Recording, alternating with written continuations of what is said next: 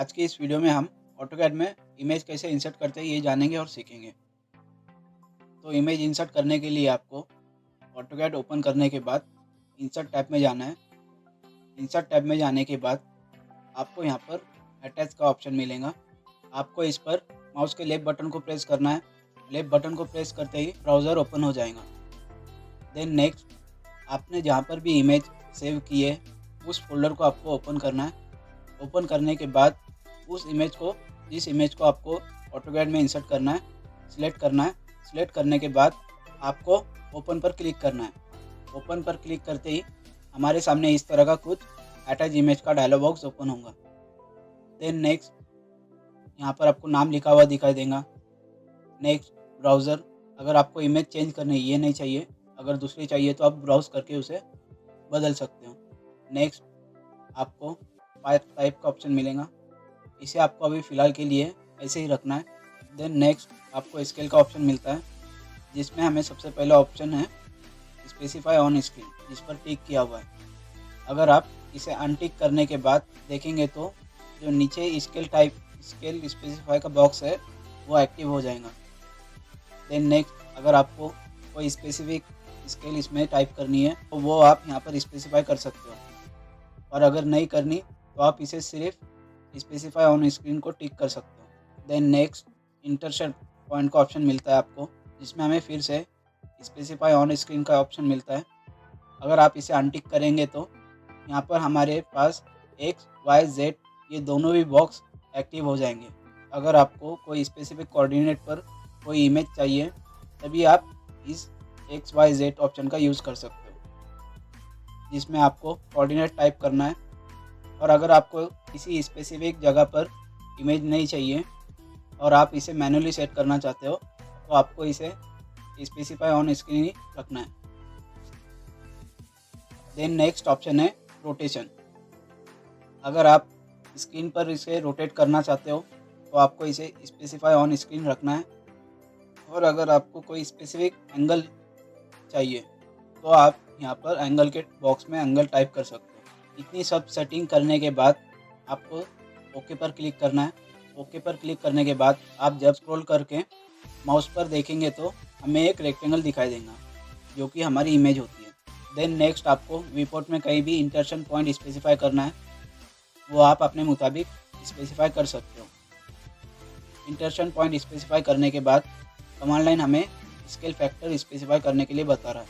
अगर आपको इसे कोई स्पेसिफिक स्केल पर सेट करना है तो वो भी आप कर सकते हो, और इसे मैनुअली भी आप सेट कर सकते हो। स्केल स्पेसिफाई करने के बाद आप जब देखेंगे तो जो हमने इमेज सेलेक्ट की थी वही इसमें ऑटोकैड में इंसर्ट हो गई है। और दोस्तों, अब हमने इसमें इमेज तो इंसर्ट कर दी, लेकिन अगर आपको इसे एडिट करना है या इतनी पूरी इमेज नहीं चाहिए, हमें कोई इसका एक स्पेसिफिक पार्ट क्रॉप कर चाहिए तो भी हम ऑटोकैड में ही कर सकते हैं। तो इसे करने के लिए आपको इमेज सेलेक्ट करना है। इमेज सेलेक्ट करने के बाद आपको माउस के लेफ्ट बटन को प्रेस करना है। लेफ्ट बटन को प्रेस करते ही आपके सामने ये कुछ ऑप्शन शो होंगे, जिसमें आपको इमेज पर जाना है। इमेज पर आप जैसे ही माउस को लेकर जाएंगे तो आपके सामने 4 ऑप्शन शो होंगे: adjust, clip, transparency, external reference. तो फर्स्ट ऑप्शन है एडजस्ट। आपको इस पर माउस के लेफ्ट बटन को प्रेस करना है। लेफ्ट बटन को प्रेस करते ही हमारे सामने इमेज एडजस्ट का डायलॉग बॉक्स ओपन होगा, जिसमें हमें ब्राइटनेस, कॉन्ट्रास्ट, फेड ये 3 ऑप्शन मिलेंगे। अब आप अपने रिक्वायरमेंट के मुताबिक इसकी ब्राइटनेस कम या ज़्यादा कर सकते हो, इसके कॉन्ट्रास्ट को कम या ज़्यादा कर सकते हो, और इसे जितना चाहे उतना फेड कर सकते हो। इतना करने के बाद आपको ओके पर क्लिक करना है।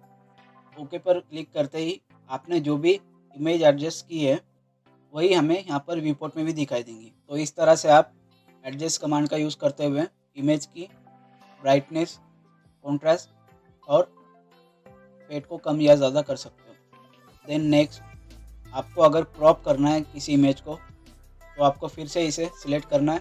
सिलेक्ट करने के बाद फिर से माउस के राइट बटन को प्रेस करना है। राइट बटन को प्रेस करने के बाद इमेज पर जाना है। इमेज पर जाने के बाद आपको सेकेंड ऑप्शन क्लिप का मिलेगा। आपको इस पर माउस के राइट बटन को प्रेस करना है। राइट बटन को प्रेस करते ही आपको यहाँ पर 4 ऑप्शन शो होंगे। On, of, delete, new boundary. तो आपको न्यू बाउंड्री को सिलेक्ट करना है। न्यू बाउंड्री को सिलेक्ट करते ही हमारे पास यहाँ पर कमांड लाइन में 4 ऑप्शन हमें मिलेंगे, जिसमें पहला है सिलेक्ट पॉलीलाइन, सेकेंड है पॉलीगोनल, थर्ड है रेक्टेंगुलर, फोर्थ है इन्वर्ट क्लिप। तो इन चारों ऑप्शन के ज़रिए हम इस इमेज को क्रॉप कर सकते हैं।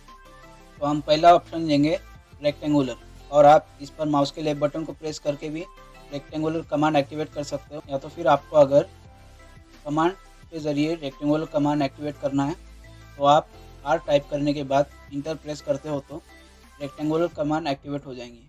कमांड एक्टिवेट करने के बाद हम जिस तरह से रेक्टेंगुलर बनाते हैं उसी तरह से आपको इस इमेज पर भी रेक्टेंगुलर बनाना है। रेक्टेंगुलर बनाने के बाद आप जब देखेंगे तो आपने जितना भी रेक्टेंगल बनाया है उसी हिसाब से ये इमेज भी क्रॉप्ड होगा। तो इस तरह से आप क्लिप कमांड का यूज़ करते हुए जिस भी ऑब्जेक्ट जिस भी कमांड के ज़रिए क्रॉप करेंगे तो उसी तरह से वो क्रॉप होगा। देन नेक्स्ट ऑप्शन है ट्रांसपेरेंसी। इस कमांड को एक्टिवेट करने के लिए आपको फिर से इमेज सिलेक्ट करना है। सिलेक्ट करने के बाद माउस के राइट बटन को प्रेस करना है। राइट बटन को प्रेस करते ही आपके सामने कुछ ऑप्शन शो होंगे, जिसमें आपको इमेज पर माउस को लेकर जाना है। जैसे आप माउस लेकर जाएंगे तो आपके सामने यहाँ पर 4 ऑप्शन शो होंगे, जिसमें हमें थर्ड ऑप्शन मिलता है ट्रांसपेरेंसी।